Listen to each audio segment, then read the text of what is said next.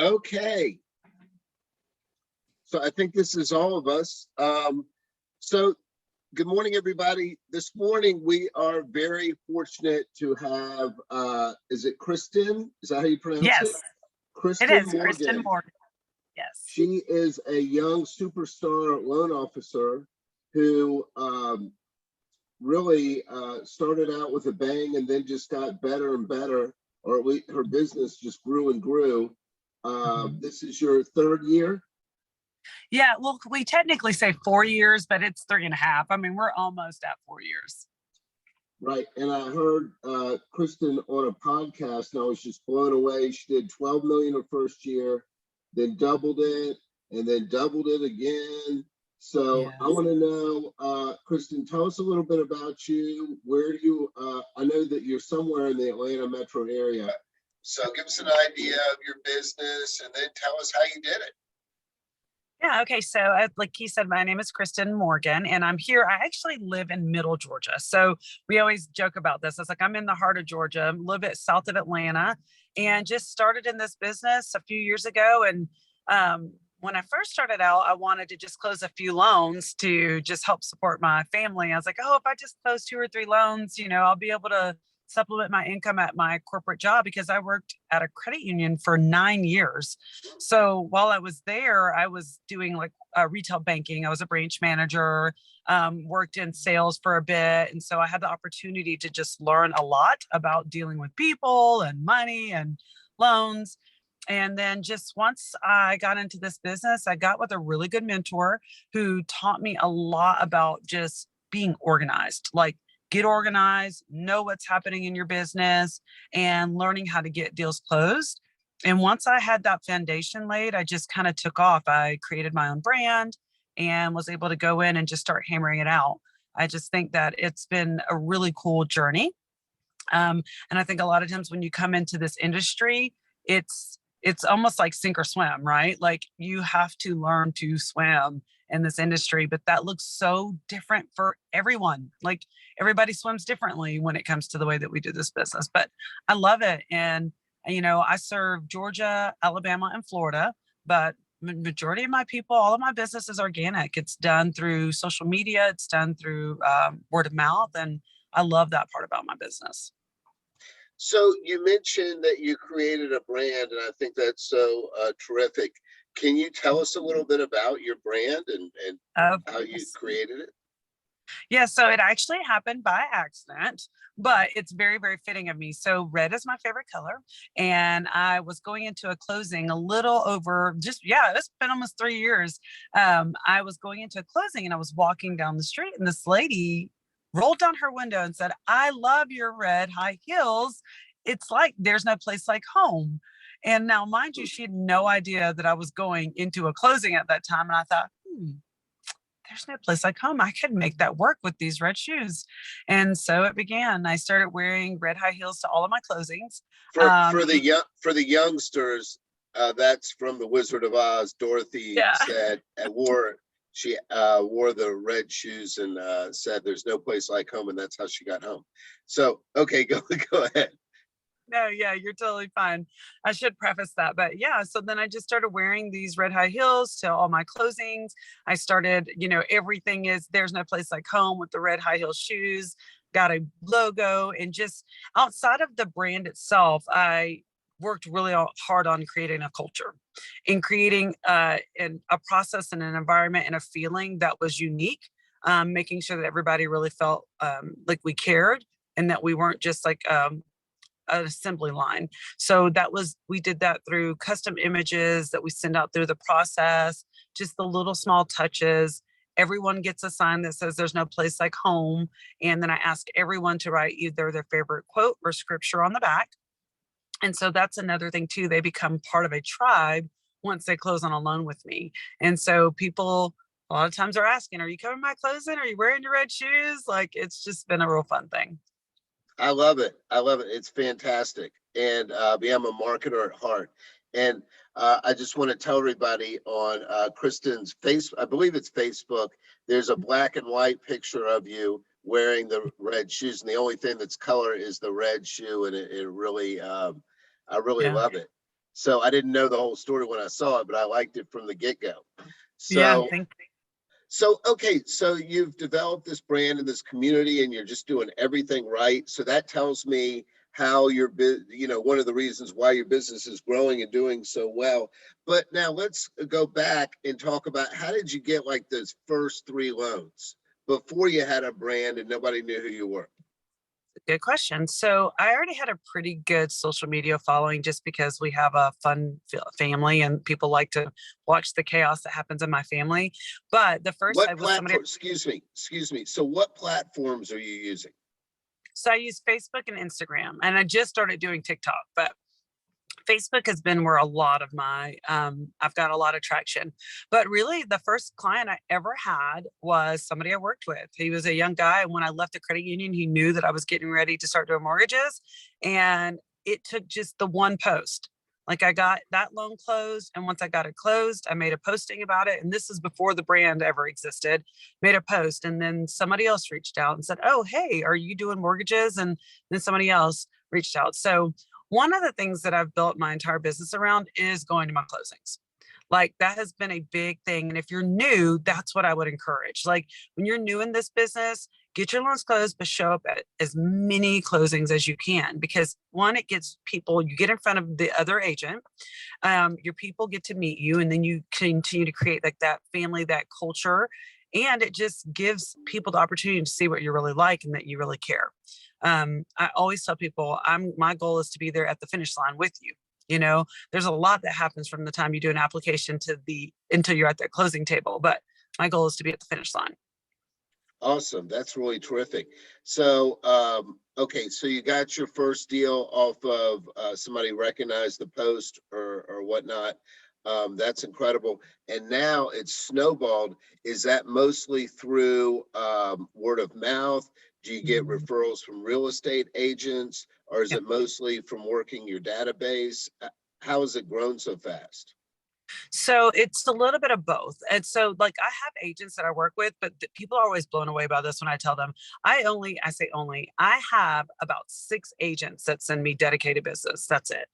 Everything else is just organic. So it's, people who know me, people who I'm doing loans for, people who were my clients at the credit union, but it's people who know me, and then just creating that culture, like people seeing that FOMO. It's what I tell all the loan officers, create a FOMO around what you're doing so that people want to use you, so that they want to go, oh, well, I want to be featured in a story, or I want to do this, or I want to do that. But it caught traction really fast. But I have 6 agents that send me business. Everything else is organic. It's just through people going, oh, so and so told me, or I saw on Facebook where you closed so and so's loan, which is why it's so important, if you're going to go to your closings, take pictures, post about them, tag your clients in them, so that people that they know can see it. And it did kind of take off. And I will tell you, I've tested this.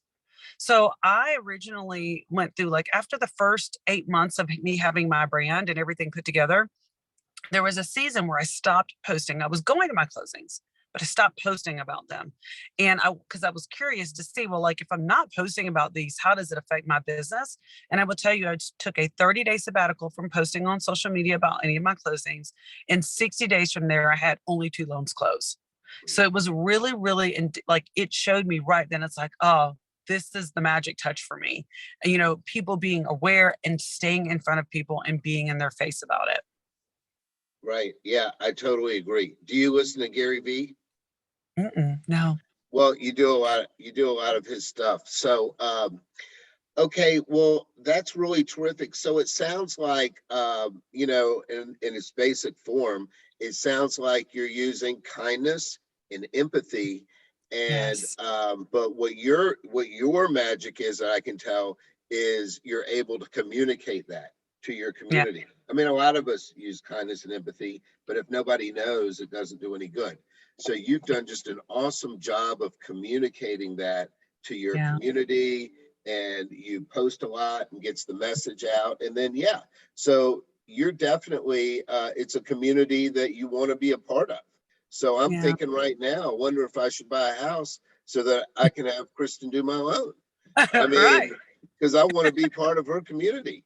Um, Yes. So that's really terrific. So do you keep an extra pair of red shoes in the trunk just in case you're wearing a different color outfit? I'm just curious. You I got always them have, with you. You I got, always have. oh my God. Now, I don't know. I mean, Dorothy was a young girl. I don't know if she could walk in those 5-inch Oh, heels, but I get it. Yeah, I, I get it. I So, joking. I carry around red sandals and my high heels. So like even then too, that's another thing. When I go on a closing day like today, I'm dressed to be at a closing, and so I make sure I go all kinds of places where people can see. And I have more people stop me about my shoes than they do anything. So any opportunity, birthday parties, anything. I mean, it seems excessive, but it represents a lot of who I am and what I do. But I just found that niche, and so I represent it. But through sneakers, sandals, whatever it takes, as long as they're red. right. No, I think it's terrific. There's a guy in the mortgage business who always wears a vest, and they're kind of in and out of style, but he always wears one. So that's his thing. So yeah, Yeah. I really think it's terrific. So Lauren, so listening to Kristen's story, do you have any questions for her and how she's got this really a big machine going? Yeah, I mean, I don't really have any questions. I think I love how you've done everything organic and kind of just, through conversations with people and grown everything. I mean, your energy is phenomenal. Like if I were not trying to be a successful loan originator, even I would be like, okay, I'll buy a house, sure. So You. Well, thank you for saying that. And I do think it's so important. Like the culture is the biggest piece, right? Like I think that a lot of times when you're starting in this business, you're just trying to find your place to get your loan closed. But in the process, when you're learning how to get your loans closed, go ahead and start figuring out what makes you connect the best with your clients. I always try to find out about people's personal lives. And like today, I posted about a closing, and no kidding, I knew this family when they were literally like straight out of high school. And I've met them many, many years ago. Now they're married and they have 3 children. So I was able to share how I've watched them literally go through every season of life that most people will go through. And it was just a blessing to be able to do that. that's awesome. Yeah, I'm so old now that I'm doing like my clients' kids. But anyway, that's a different story. Awesome. So Ethan, what is it about Kristen that caught your ear? Well, to be honest, when she said she's from Georgia, I'm from Columbus, so that's where I was born and raised. Oh, yeah. But I'm displaced down here in Florida, so I think the toughest thing for me is going to be finding realtors that I can connect with because, like I said, I grew up in Georgia. That's where I'm from. I've lived here for about 3 years. So I think it's really going to have to be more me making those cold calls and getting my face out there to people who have not seen it before. And maybe it's going to take me getting licensed in Georgia too, so I can, do some stuff with my friends and my family up there and kind of get a double edge going. But yeah, it's definitely going to take more of a forced growth down here. Yeah. I would encourage you, Ethan, though, just find people who are like you and connect with them. Like, I think that goes so far, and you'd be surprised, like somebody you have similar common interests, whether it be golfing or whatever it is, and just try to build a relationship. Because I will tell you, I do not, and maybe in the beginning I worked with agents who were just whatever they would send me, but now I'm very selective. Like if you don't care about your people the way that I care about them, I don't want to work with you, And so I just started finding people who were like me and that cared and were like so dedicated to finding people homes. And that helped me a lot. It really did. I agree. Yeah. Laura, so what's going through your head?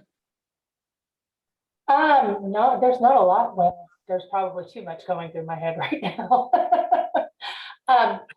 Like Kristen, I've been in LO for almost 3 years now, but I still feel like I'm just getting started. And Stephen, you and I have discussed this. That's because I've been processing, for 6 years. So that's been my full time has been processing and part time originating, but that's changing June 1st, and I'm not processing anymore. So I feel like I'm still starting out new now, trying to generate the business. Being a realtor in the past, I do have a lot of those connections, but it's scary taking that giant leap into just straight originating and trying to generate that business. Like you, Stephen, I've also got, I'm doing my friends' kids' loans now, and that's scary. But I don't know. I appreciate you being so open with us and telling us all your ways to do things. I think creating a brand is probably the hardest thing. Yeah. You know, like trying to find that, what sets me apart and what can I do to make it recognizable for everybody. Yeah. Well, I think you could take an angle on that processor turned loan officer, like you using that to the fact that you're knowledgeable, like getting a loan closed. Uh-oh. You froze up on us. But one thing that I'll say is the word brand is very scary. It sounds like that's like a major life project, you know. It took Coca-Cola a long time to get that brand. So let's substitute in your mind the word reputation, okay? Because we all have a reputation. We essentially all have a brand, even if nobody knows it. So yeah, substitute that term reputation, and then it's just a question of communicating it.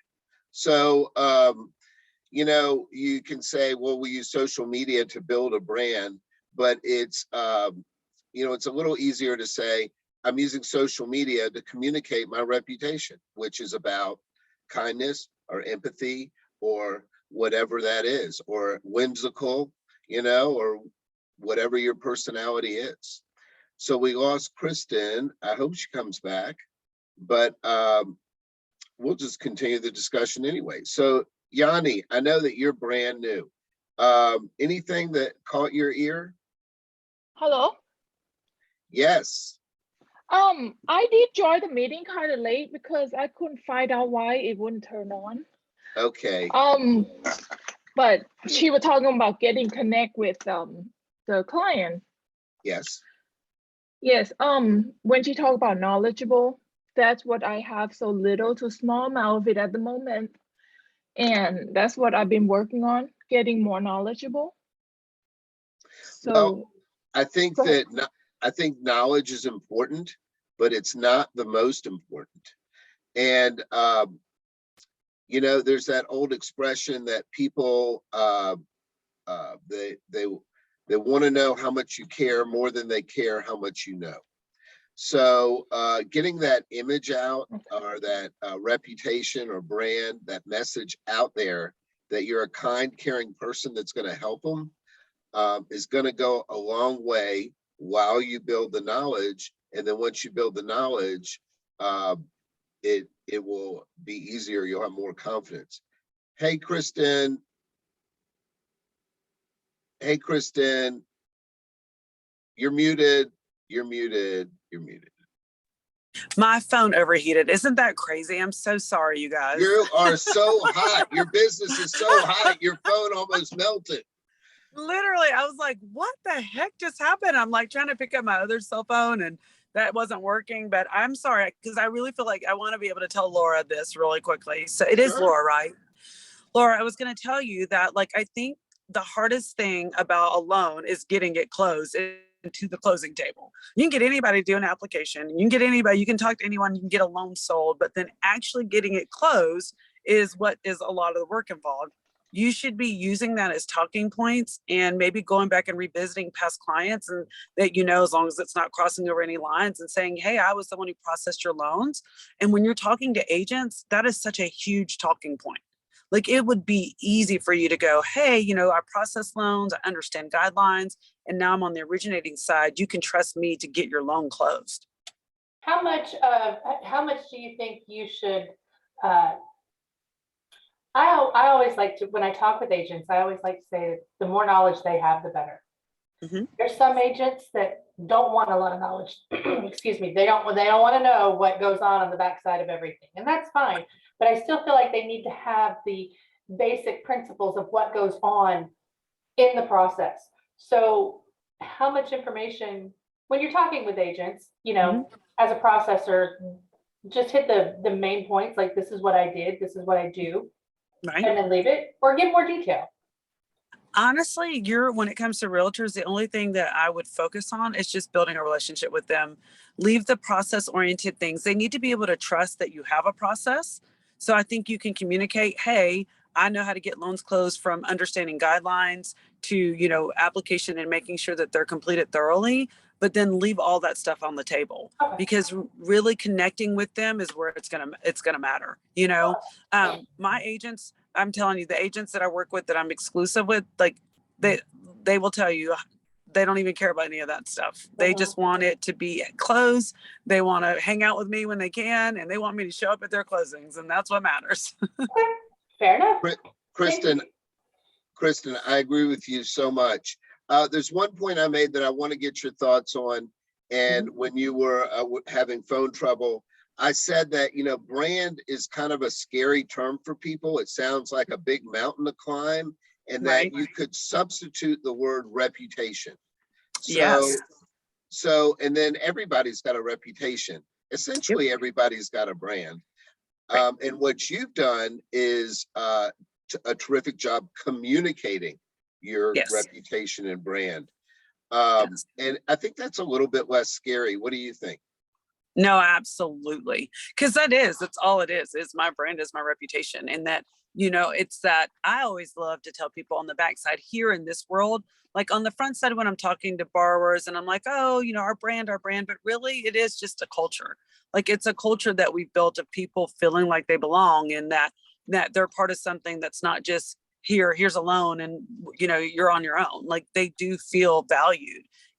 But yeah, your reputation is everything. And I've always been taught you're only as good as your next loan, you know? And so, you know, that's the reason why it's so important to build your relationships with your agents to be strong, because things are going to go wrong. Like, you're going to have loans that are not easy, and things will happen.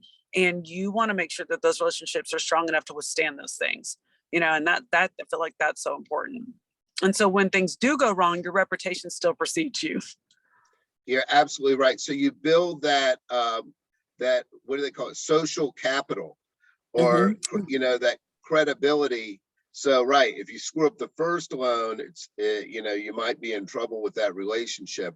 But after you get going, you know, people know that we have a lot of opportunities to screw things up in this business. So, and stuff happens, a lot of it beyond our control.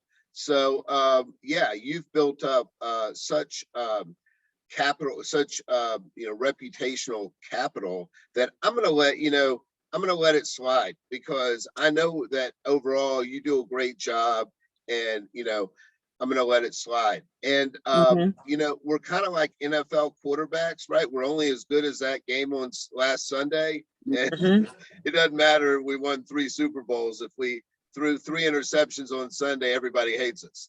That's exactly right. Right. And we're always to blame. If something goes wrong, it doesn't matter what anybody else does. I've learned that it will always be the loan officer's fault. So, I mean, you got to learn to make your relationship strong. Right. Right. Does anybody else have any questions for Kristen? She's been so generous with her time.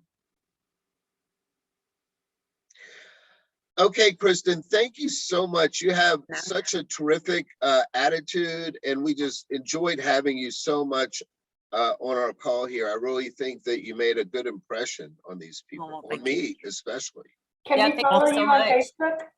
Oh, please do. Yes, please go follow me on Facebook. And if you guys ever have questions, like, I'm always accessible. Like, just reach out, and I usually try to answer pretty quickly. Sometimes it might take a day or two, but I'll get to you. Tell us your handle. Is it just your name on Facebook or Instagram? Yeah. Or what's your handle? It is Kristen Morgan. It's just my name, Kristen Morgan. And then I'll send it to you in Messenger so you can send it out, but like to them. But yeah, it's just my first and last name. And you'll know when you get there, because it's like a picture of me, in red high heel shoes, and then a picture of my legs with just my red high heel shoes. So you'll know when you've arrived there for sure. I love it. I love it. Have a terrific day, Kristen. Thank you so much, you guys. Good luck. Let me know if you need anything. Okay. All right. Bye-bye. Bye-bye. Hold on. Boy, she's really like a breath of fresh air, right?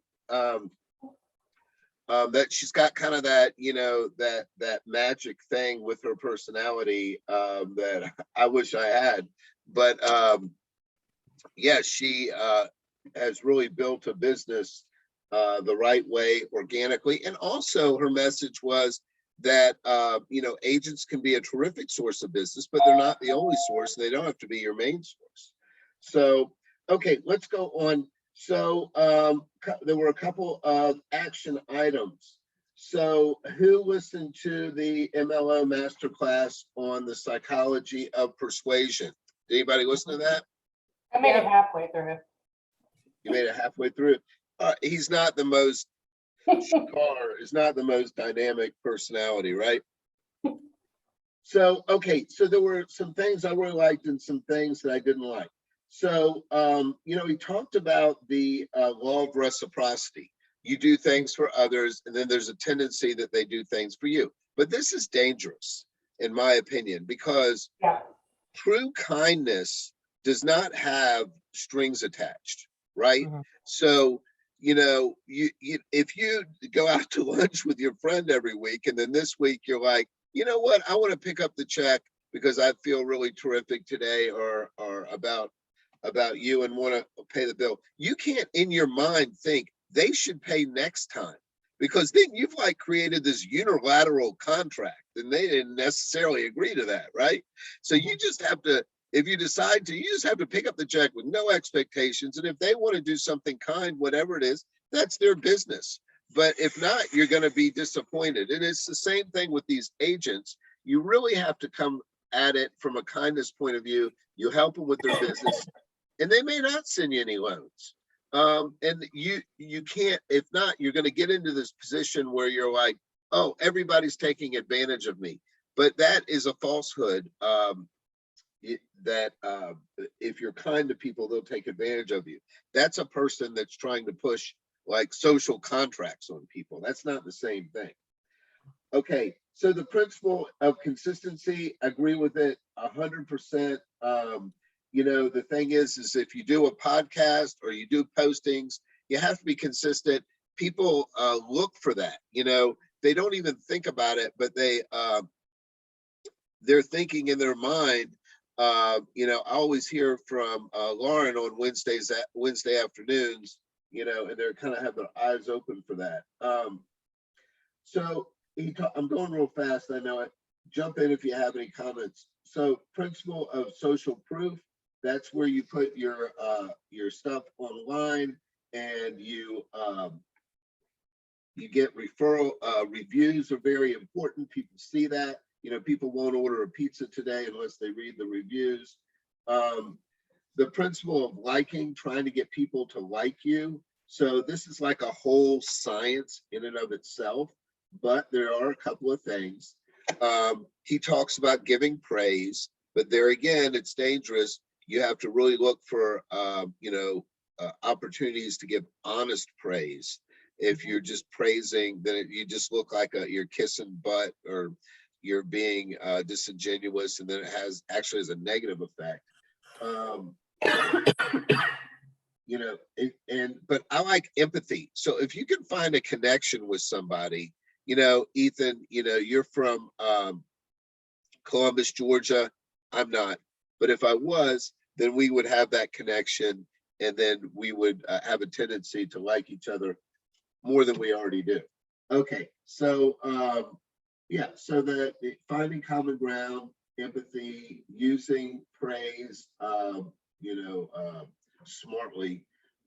Principles of authority. So mixed in with your social media post, you post some things that are mortgage related. You know, we talk about the strategy jab, jab, jab, hook.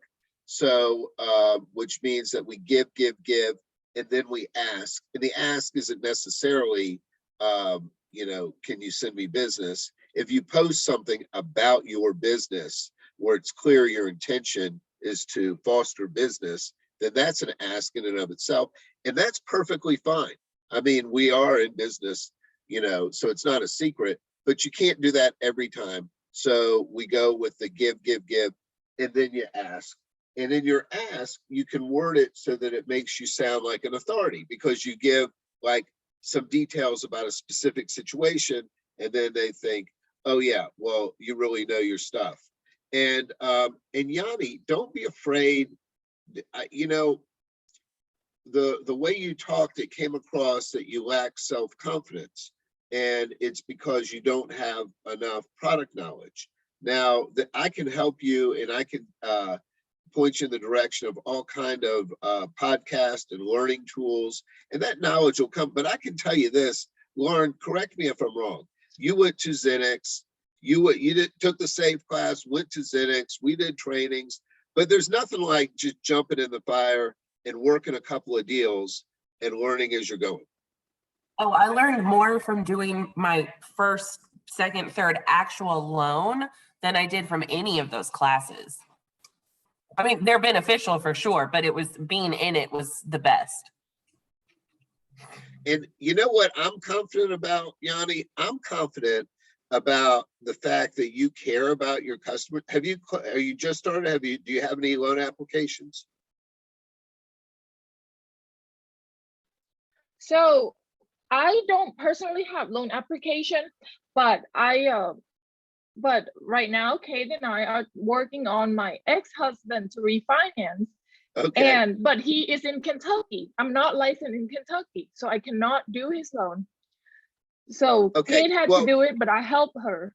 Okay, well, that's a little bit of an odd situation. But what I was going to say is, I'm confident, Yanni, that you care about your people. And when you get the loans, you're going to make sure that it goes smoothly. Whether you have the knowledge or not, you're going to go the extra mile to find what the information you need to make sure that they're taken care of, right? Yeah. Yes, So sir. that is what's important to me. Okay. So also he talks about the principle of scarcity. So this is another one that you have to use, smartly. So it's not that we heard the terms of you should live your life in abundance and not scarcity, like there's plenty of business for everybody, that kind of abundance mindset. So this is something a little different. This is something where you want to make it so that your products and services are a little bit scarce and a little bit exclusive so that people will want them. But you have to be careful because you can't be like that car dealership that says, we've got a special on the cars and it's running, through the end of the week. So you got to get here by Sunday if you want to get $1,000 off on a Jeep. Okay. Well, we all know that next week they'll have another special and the next week they'll have another special. So you can't make it sound like that.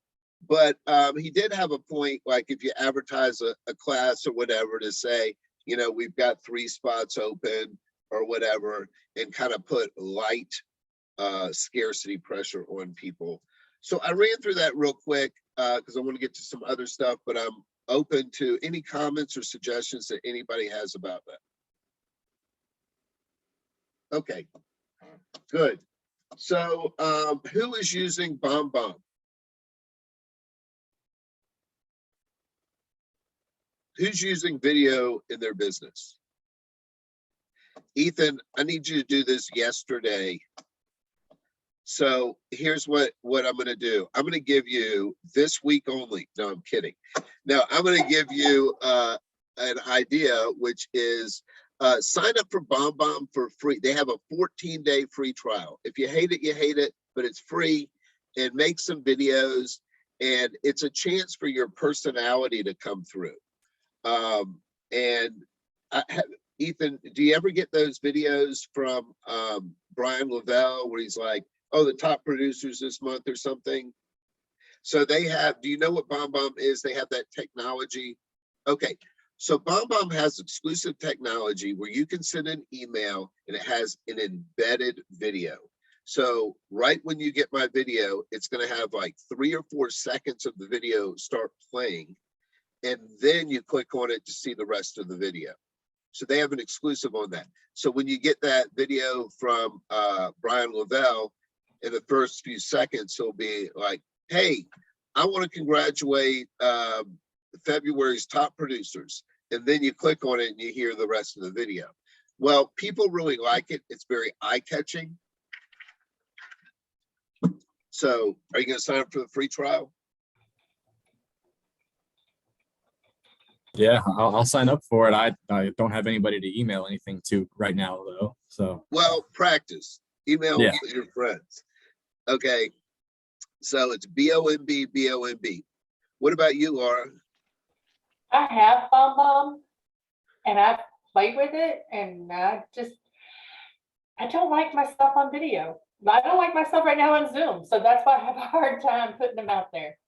Okay, but you know what? People like you, and people know what you look like, and they know what they sound like, what you sound like, and your personality comes through, and that's one of your greatest attributes. Lauren, you've sent some BombBomb videos. How have you had any success? Yeah, I've sent them. I actually got a realtor to comment back and say that they loved it. It was a great kind of easy way to just get an update on what was going on. And then, excuse me. And then Laura, to speak to what you just said, there's, I'm sure Stephen, you'll talk about it in a minute, the BombBomb mortgage people and their different videos. One of the ladies, she said that she's made thousands of videos now. And if she could go back to the ones that she had done in the beginning, she's like, they're cringeworthy. Like, I wish that they weren't even on the internet. But if you just do them, you slowly just start to get, you know, a little bit more comfortable. And some of the other ones will even say, don't even look at it. Just do it. Make sure that you make sense, you know, that it's coming through clearly, and then just post it and walk away. So I wish that Nitty was on this call because she was so self-conscious, and now she's like a video holic. I mean, she's posting a video like every friggin' day. and watch she's great. Nitty. And sometimes they're not about anything. She's just like, hey, Right. what's up? Yeah. You want to know something about me? And they're awesome. I agree. I watch Nitty's on when she posts them on LinkedIn, and I watch hers all the time. And I love even like when she's just sitting out in front of her house and talking about stuff. I mean, they're great. Stephanie, did you sign up for BombBomb? I've looked at it. I with not having any clients or realtors to send them to, it's like I don't want to put the money out there yet. Okay. Okay. So that's my big fear is, you know, I don't have the money coming in to put the money out. Okay. Are you, So- Stephanie, you're an originator, right? I'm an original. See, I'm in the same boat that Laura's in. I'm a processor full-time and I originate part-time. So Stephanie processes my loans. I process for Yeah, Laura. same. So when Laura's really busy, I'm really busy on the processing side. So Laura, are you the branch manager? no. Who is the branch manager? Kate Maddie. Hey, Okay. I was just curious. Okay. And Yanni, I want you to check it out too. So, okay, it's BOMB. They have 14-day free trial. I sound like I'm a salesman for them, right? So, okay. I'm sorry, dude. So- It's sorry. So is it why it have to be BombBomb? Like, so I'm working on. So I have someone working on my professional Facebook, and I was thinking that I could just take a video of myself talking randomly, you know, mortgage related, and post them on my Facebook. Like if you don't have a database, right? Like Ethan was saying, like who are you actually send them to if you don't have those connections yet? And Right. that's why I was asking why it had to be like BombBomb. Well, it Can it doesn't just have be to be break- BombBomb. So BombBomb has that exclusive on the email, the video embedded in the email. So just check it out. Check it out. See, you know, see if you like it. That's all. Okay. So anyway, one of the assignments was to go through their mortgage people. I don't know if anybody did this, but I did, and get some ideas.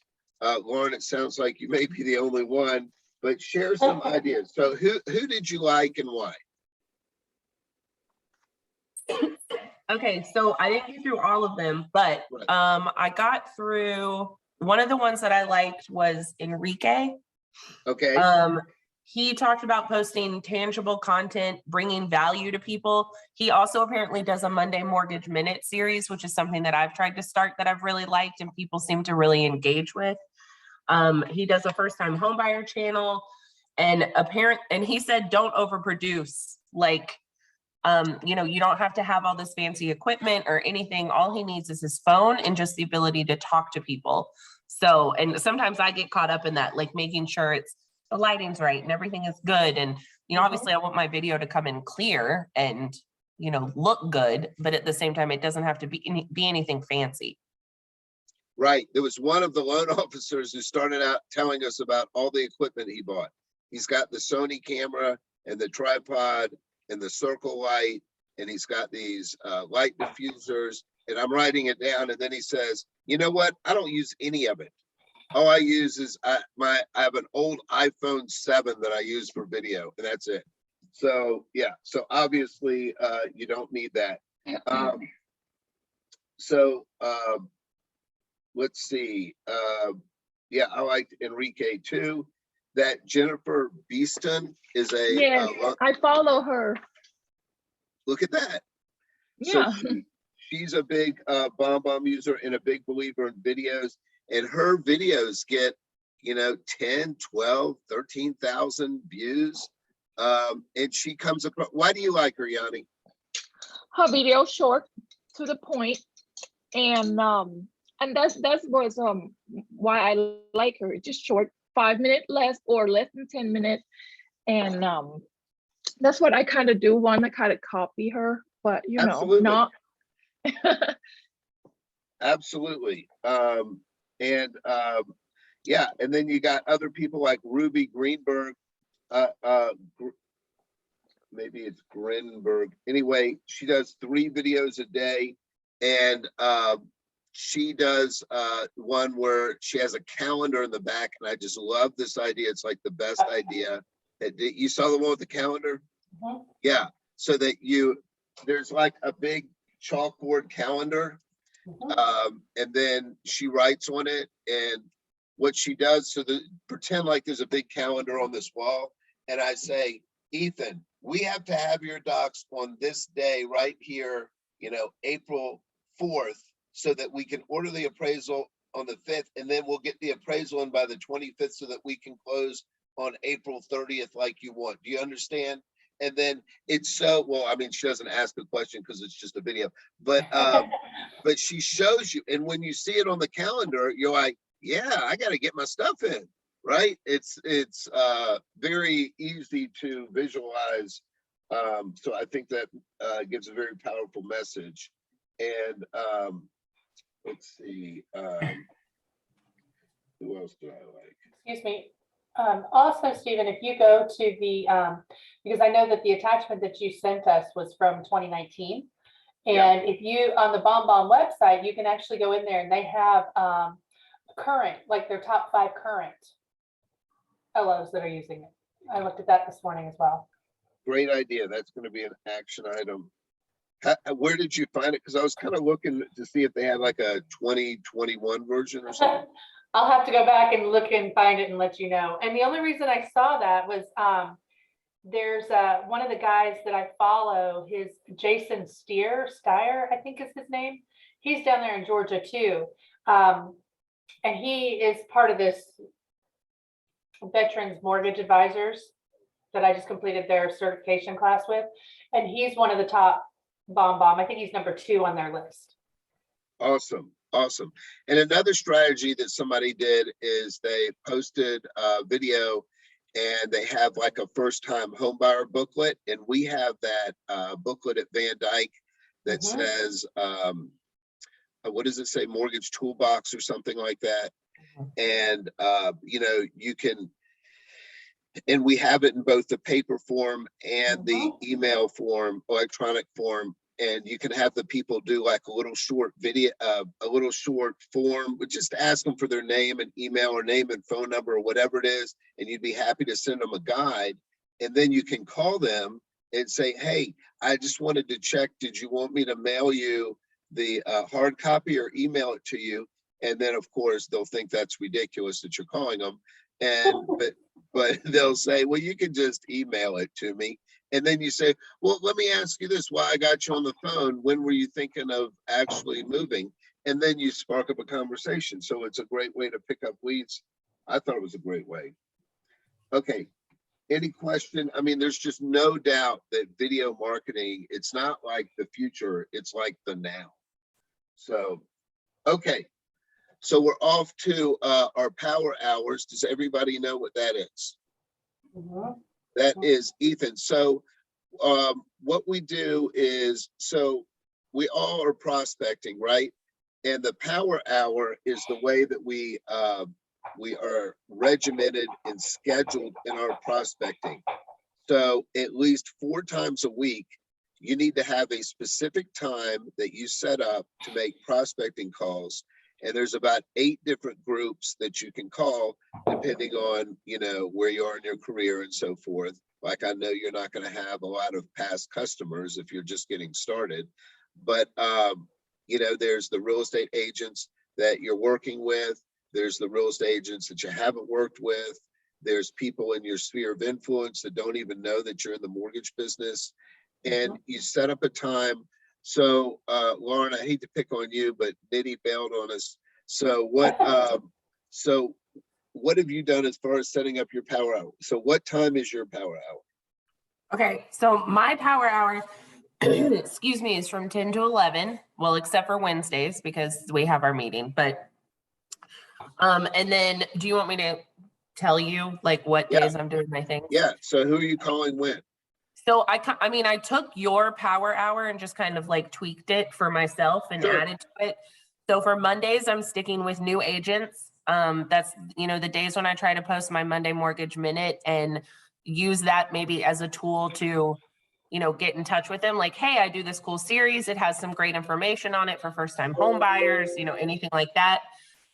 Tuesdays, I turned into TBD Tuesdays. So I call all my TBDs, see if they need anything. Updated pre-approvals, etc. Wednesdays are my status calls to borrowers to keep them in the loop as to how everything is going. And then, well, Thursdays, I'm keeping with yours to call your past customers just to kind of touch base. I'm also thinking that even if I'm not calling them on Thursdays, looking up, like I have a client who's about to come up on their year. They were one of the first loans that I closed. So it'll be a year of owning their home. So sending them something, you know, touching base, seeing if they wanted, I mean, they're not going to want to refinance because of stuff right now, but, and then Fridays, calling my agents, because then that's a great way to lead into letting them know that I'm going to be here all weekend. If they need any pre-approvals, if there's anything that they need, to let me know. Awesome. So I put together a list of about 8 different groups. And of course, you know, any group that you want to is fine. And I'm going to make you a deal. Are you, Ethan, are you in the deal making mood? Okay. So for the month of April, the requirement is only 20 minutes. You don't have to do a power hour. You're going to do a power 20 minutes of calls. Anybody can do that. The secret, I know it doesn't sound like it's the secret. The secret in your mind is, yeah, I call somebody and they want a loan, and that was the secret.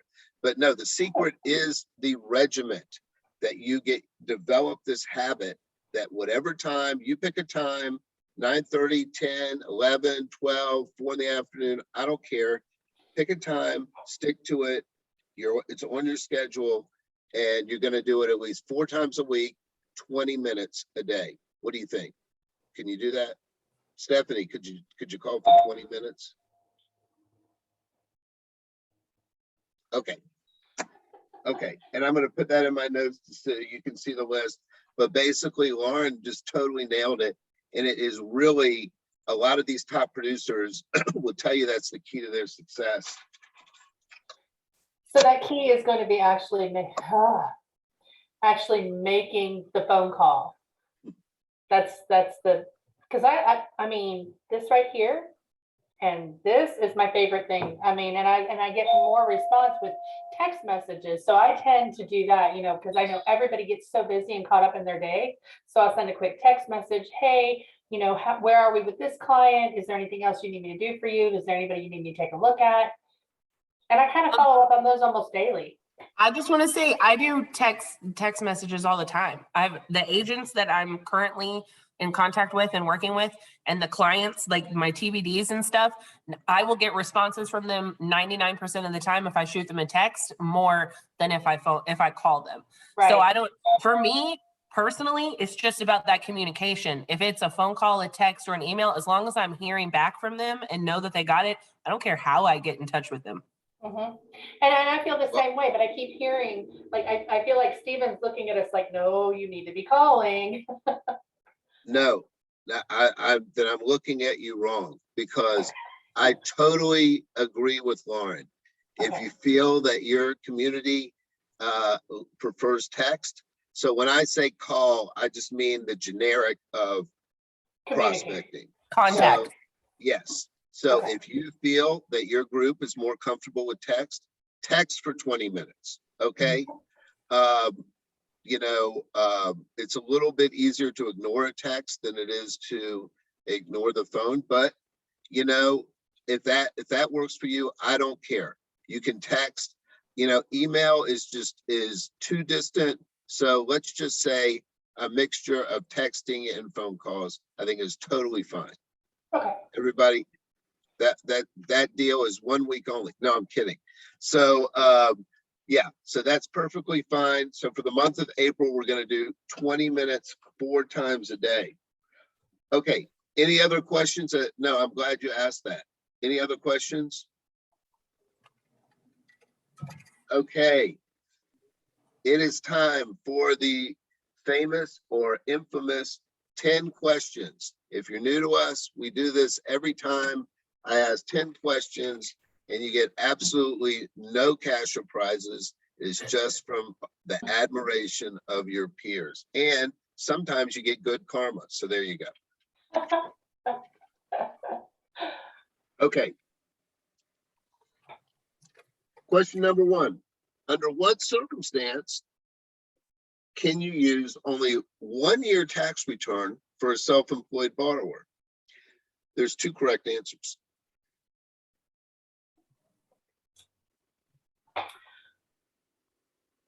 Conventional, and it's on their taxes, and it's likely to continue.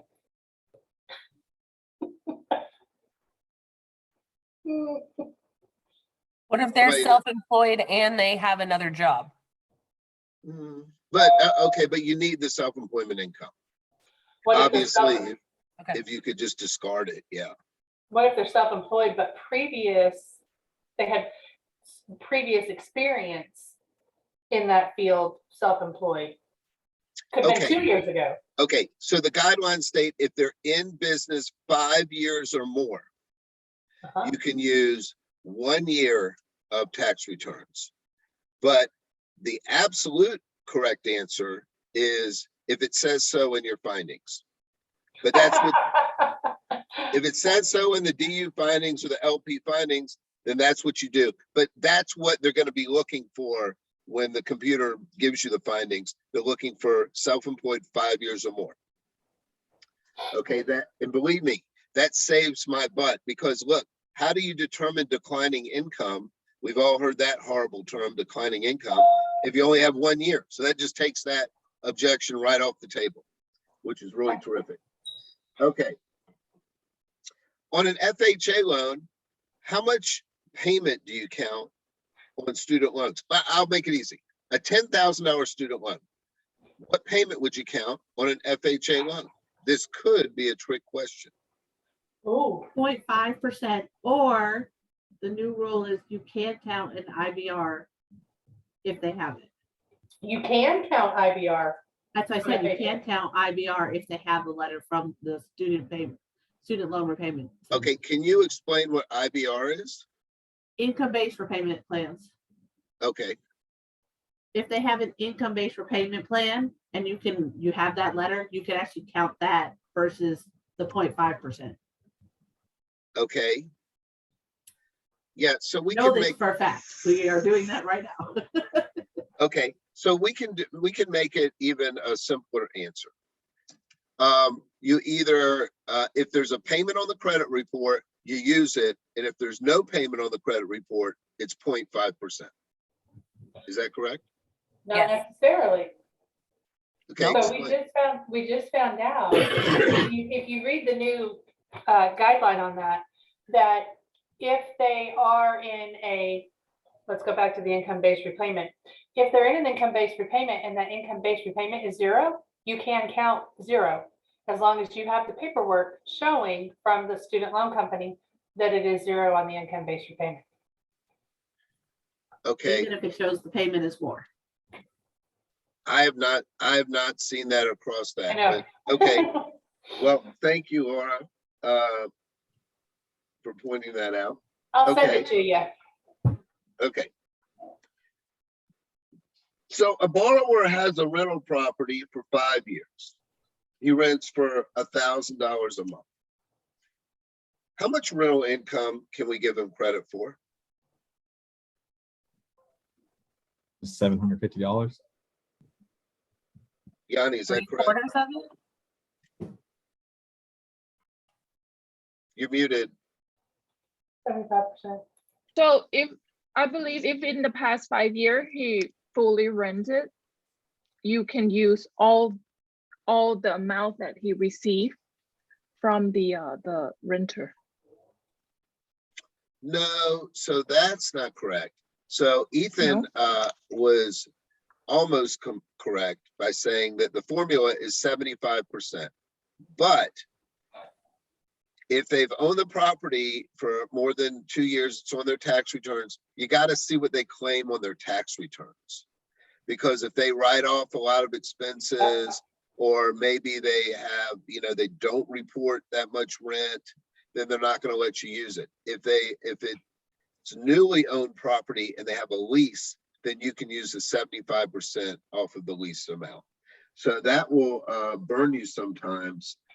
There's also, if you really need the income and you're digging into it, now I always run my deals with 0 rental income just to see if they get approved. Because if you don't need it, why even go to the trouble?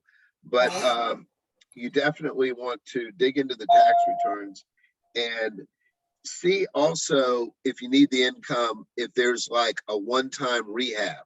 So if the guy wrote off a lot like this 1 year because he bought it and then he spent $10,000, $20,000 rehabbing the house, well, you can count that as a one-time fee and then back that out. Okay. What was the brand of beer that they drank on The Simpsons? It was a Duff beer. Who said that? It was me. It was me. What brand? Duff beer. That's right, Duff beer. You can never have enough of that fabulous Duff. Okay. So here's a question for you that everybody should know, and everybody has a different answer. Who is your underwriting manager? Laura, who's your underwriting manager? Well, I think it was Todd. I think it's Connor now. It's Connor. And Lori. Lori was ours for a while too. Ethan, do you know who your underwriting manager is? No. Okay. Make a note. Find out. Lauren, who is your underwriting manager? I have no idea. It's Mary Dugan.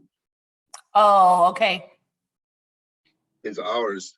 So anyway, so if you have an issue with underwriting, now this is going to be specific to your policy and your manager's policy. But at my branch, the first thing you do is you talk to the processor and have the processor talk to the underwriter. I'm not a big fan of loan officers talking to underwriters. It could lead to not a good situation. So yeah, so the processor talks to underwriter, tries to resolve it, but let's say you can't resolve it. Well, then there's no issue with you going to your underwriting manager. That's the chain of command, and trying to work things out there. So you got to know who that person is. Ours, Mary, is very helpful. She's helped me on a couple deals already. Okay. Does everybody know what Simple Nexus is, since today is the kickoff? Mhm. Okay. So what is the email address for support if you have an issue with Simple Nexus? sn@vandykemortgage.com. That was close. It's Team at Van Dyke Mortgage. Oh, there's Joyce. Thank you, Joyce. That is absolutely correct. It's SN Team at Van Dyke Mortgage. Already, I think I've worn that email address out already. Oh, Okay. yes. Oh, yes. How much does a 10-day lock extension cost? Is it 25 bips a day? How much? I thought it was 25. I could be wrong. Quarter, but whatever. Let me just stop. A quarter. Damn, that's expensive. Lord, No. that's a I give up. expensive lock extension. So you need a lock extension for 10 days. How much does that cost? I thought the extensions were 0.25, a quarter of a point For how long? a day, per day. Per day. Okay. I'm So, not wrong. okay, so you basically are off by a factor of 10. So Okay. it's 0.25 for 10 days. It's actually, in its simplest form, 1/8 of a point for 5 days. Okay. I was Okay. close. Now, here's a question everybody's got to get right. If you don't know the answer to this question, you got to drop and give me 20 push-ups. All right, you ready? So what is the decimal equivalent of 5/8? No, I want the person that doesn't know. Yanni, what is 5/8? What is 5/8? What's the decimal equivalent? Let me get Oh, Ethan, you calculation. better not be using your calculator. 0.628. What is it? What is it? 0.6628. No. No? What? My calculator? 625. It's 0.625. Yes. Sorry, Please. 625. Know your decimal equivalents for every 8, 3/8, 5/8, half, whatever. Please just, Okay. if you can't remember, write it on a little Post-it note, stick it to your computer, because the rates are quoted in eighths, the points are quoted in decimals. You got to know how that works. Okay. Let's see. We're almost done. Okay. You got a deal. The deal's like gold. Okay. The only problem is they need to close super fast.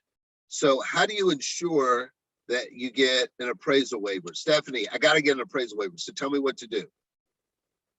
You have to get an appraisal waiver. I got to get it because we're closing in 10 days. Pray to the appraisal gods. Pray to the appraisal guy.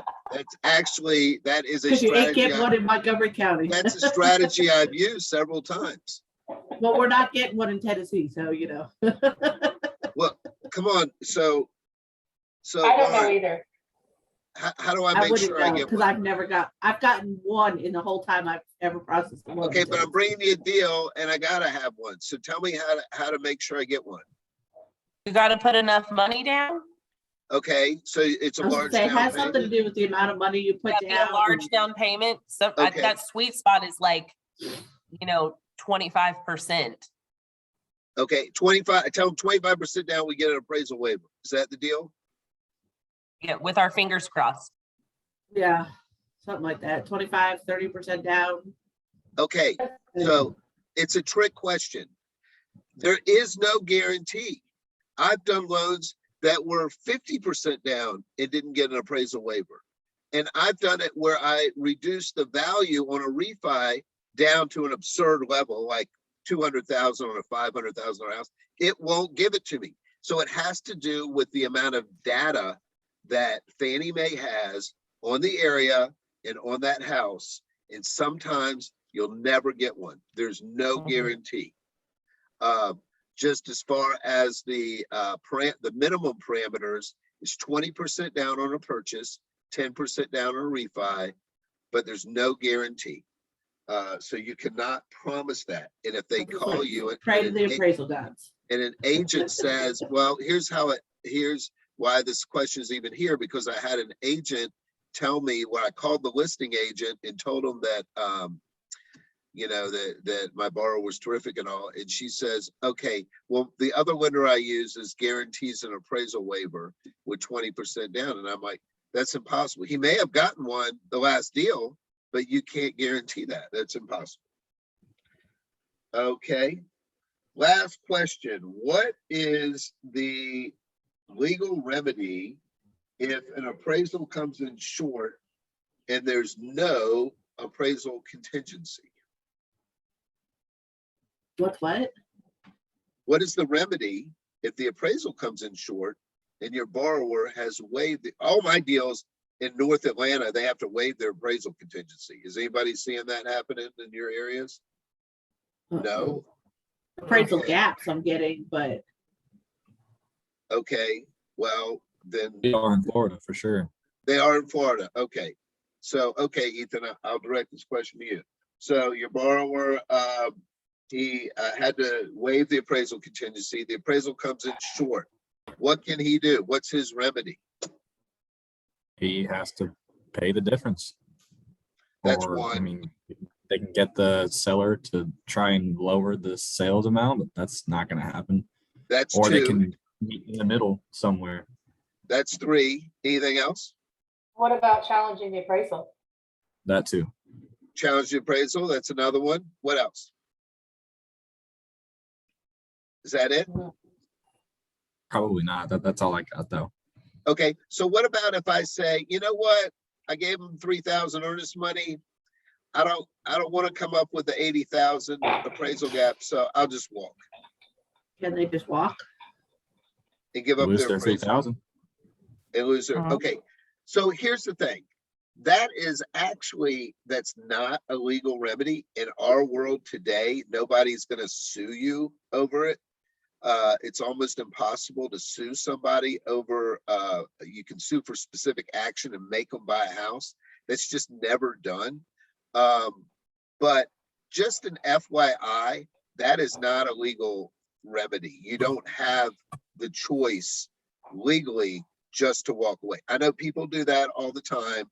But you're in breach of contract. You agreed to buy that house regardless of the appraised value. So it is a breach of contract.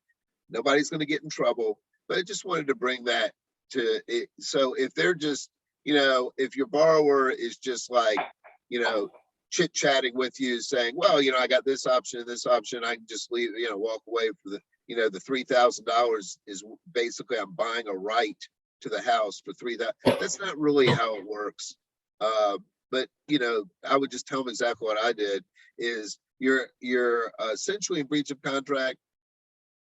Nobody's going to end up suing you to buy that house. But if you want to talk about right and wrong, that's it. Anyway, okay. So that's the scoop. Anything else? Great. Have a terrific day, and we will see you next week. Thank you, Stephen. Awesome. All right. Bye, Talk guys. to you later. Bye. Steven, can you please list the questions that you have so I may be able to look it up online myself, or I tried to record the video while you guys were answering, but So didn't know how to.